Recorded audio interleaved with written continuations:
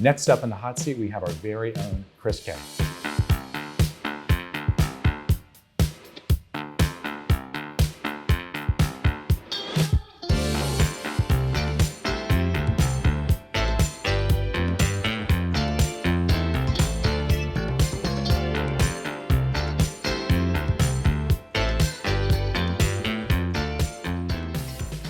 Head of the Americas for Chrono24 in New York City. Chris is a veteran of the industry, and above all else, he is a watch enthusiast. Chris, thanks so much for having us. Hey, thanks for having me. Pleasure. All right, so Chris, let's start from the top, which is what watch are you wearing today and why? Yeah, I am wearing the Jaeger-LeCoultre Tribute to Reverso 1931. This is the US edition, second batch of 100 watches that they produced. So this is from 2012. I love this watch for many reasons. One is the Casa Fagliano Cordovan strap, and another reason is the branding. It doesn't say Jaeger-LeCoultre on the dial. It simply says Reverso, and they tried to match the font as closely as possible to the original Reverso that was produced in 1931. And I also love the syringe hands. I think makes it very, very unique, and it also makes it stand out from the other tribute to 1931 Reversos that JLC produced. I know, it's very controversial, but yeah, it does have Fotina. Tell me about that. But I felt like it was done right, and I think it's just when the light hits it, it looks great. Yeah. And do you think you'll get this engraved at some point? I know that's a big thing with Reversos. Do you have anything in mind, or special occasions or special messages? I don't think so. Okay, which is a choice in and of itself. Why not? I don't know. I guess I'm just one. It's the same reason why I wouldn't be able to get a tattoo, because I just don't know what I would want on it. And as you can see, just from how I'm dressed, I'm just very kind of boring, clean cut. So yeah, I just like to keep things pure and untouched. This is definitely a nice, clean cut watch. It's in great condition, and yeah, the dial here is amazing. We were talking earlier about how, a lot of brands are very front and center with the branding, and that's just not the case here. And I think it's used very well. It makes it more minimal, more iconic, like we said. Yeah. And what do you think this watch says about you? What does it project about you? What kind of statement do you think it makes about you and your personal style? Yeah, I would say this watch is classic. It's classy. It's understated, high quality, I guess you can say, and sporty. The Reverso was created for polo players, and although I probably should be working out more, I consider myself to be a sporty individual. So, yeah. Good. And I see you brought some other watches today. You mind give us a little tour of what we got? Sure. Yeah. So. This is my small watch collection, but this is a ceramic Daytona black dial that I got as a wedding gift for my in-laws. Had to make a lot of calls, and some folks helped me out, and so yeah, it's wonderful to own. I think it's one of the best modern day timepieces out there. So I'm super lucky to own one of these. Do you know the reference number for that one by chance? I think it's the 116500, if I'm not mistaken. That sounds right. Yeah. And there's a third one peeking in there as well, right? So what do we have here? This is an IWC Flieger. So this was actually a watch that was given to me by my father when I went off to college, to UC Berkeley. And so this was a watch that he gave me in the early 2000s. And yeah, every time I would miss home, I would always look at this watch. So kind of reminded me of my family back home. And yeah, this is obviously a watch I'm gonna cherish and kind of keep forever.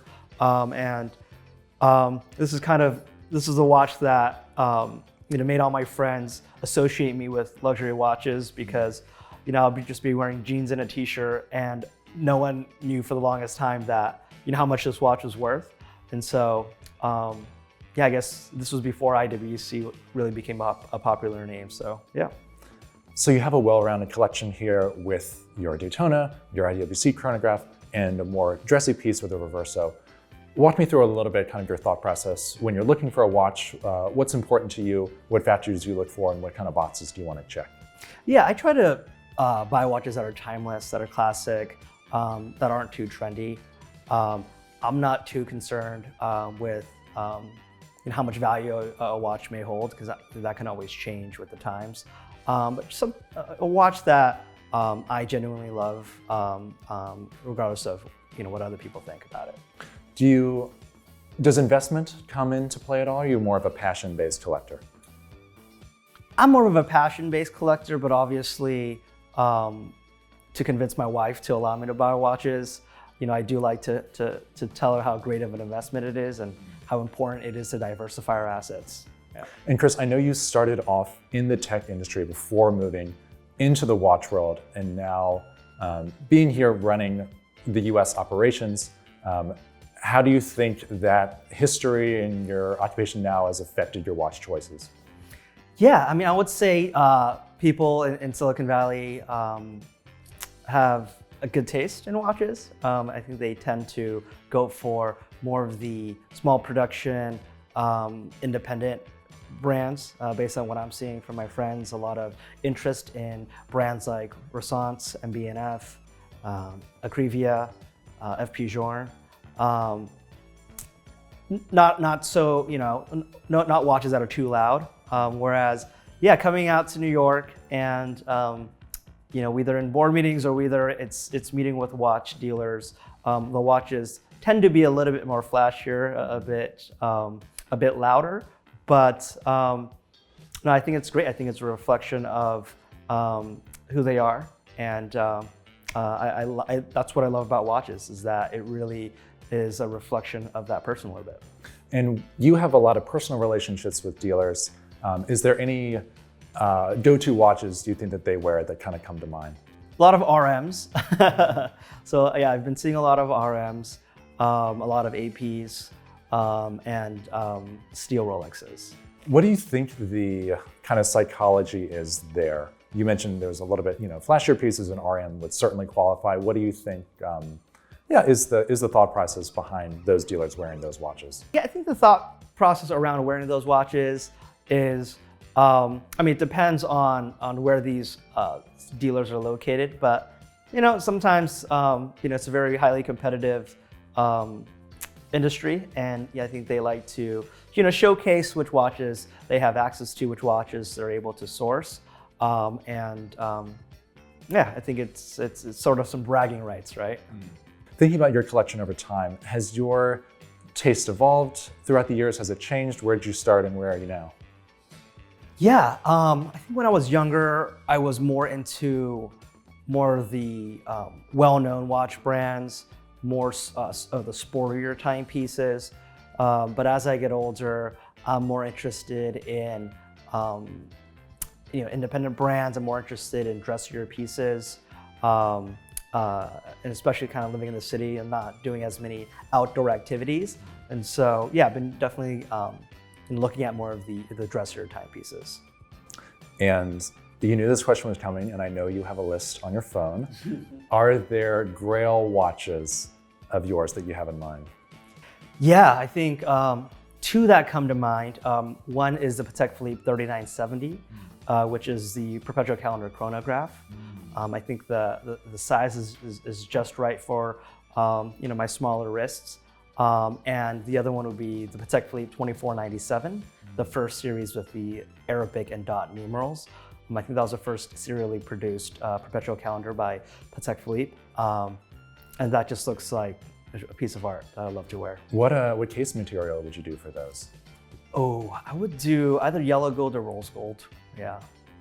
So you're ending with Patek. Is that your exit piece, or do you think you'll ever stop collecting? I think those would be, my exit piece. Maybe white gold on one and rose gold on the other. Yeah. Very cool. And as people in the industry, we were always looking out for the next piece. We're always hunting a little bit. Is there anything on your radar now as far as the next piece for the near future? I guess a goal of mine is to purchase a Laurent Ferrier Gallet micro rotor. I'm a sucker for micro rotors, and a white gold day date. is something that I think I'd like to own as well. Any dial color for that one, for the white gold day-day? White gold day-day, I think just the regular silver dial. Yeah, I think it just, only people who know that it's gold, chunk of gold on your wrist, and it's just a classic watch. The President bracelet, I think, is one of the best bracelets ever created. And can you talk me a little bit more? We touched on it earlier about how you're not a trend hunter kind of person. You go for more timepieces. Can you talk me a little bit through that mentality? Yeah, I guess it's just based on how I was raised. I think know thyself by Socrates. I think, I just know what I like, and I guess I'm not as swayed by public opinion. And so, I take that mentality and philosophy to many aspects of my life, and I feel like it's true for my watch collection as well. So working in the watch industry and working at Chrono24, we're obviously big enthusiasts here and thinking about our office here in New York and our offices overseas. Do you see any favorite watches, any kind of running threads that are popular for people like us? Yeah, I feel like here in the New York office, everyone loves the Pepsi GMT. I think in our headquarters in Germany, huge fans of Omega and the whole Speedy Tuesday community and movement.